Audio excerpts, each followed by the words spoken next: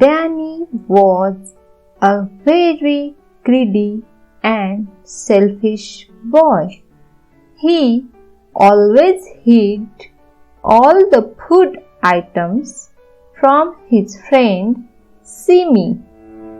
He never shared his food with her. One day, Danny got 3 donuts. Just then, Simi came to his home for study. She also felt hungry. Simi said, "I am so hungry. Can you share a donut with me?" But Danny did not share his donut. After a few days, Danny was returning from the school. That's when he got thirsty. He had water bottle, but there was no water in it.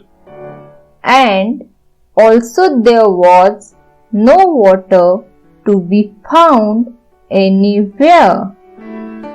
The Simi was also coming from the same path. When Simi came to know that Danny was thirsty, she offered him the water. A thankful Danny drank the water. After that, he apologized to the Simi for his bad behavior. This story teaches us the importance of sharing.